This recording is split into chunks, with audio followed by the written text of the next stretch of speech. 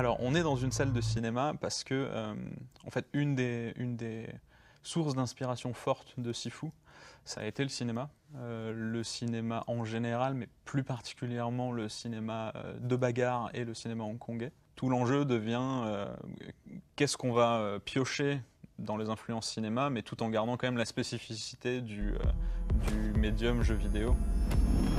C'est-à-dire d'aller chercher à puiser au maximum dans le cinéma et à faire des films interactifs.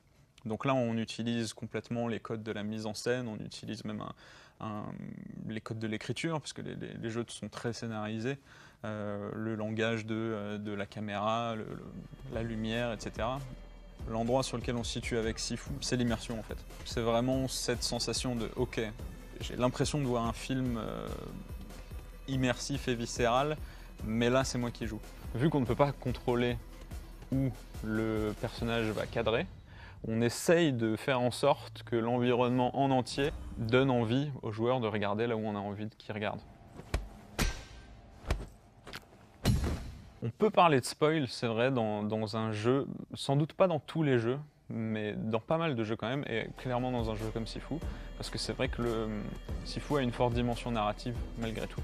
Et donc ça, c'est quelque chose qu'on partage vraiment avec le cinéma. De la même manière qu'on peut spoiler un bouquin ou un film, on pourrait raconter la fin de notre histoire de vengeance, et ça, on préfère que les joueurs la découvrent par eux-mêmes.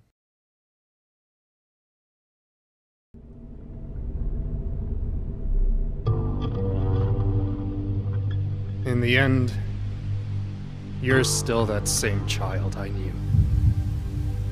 Helpless. Like the night I killed your father. You want revenge? Show me.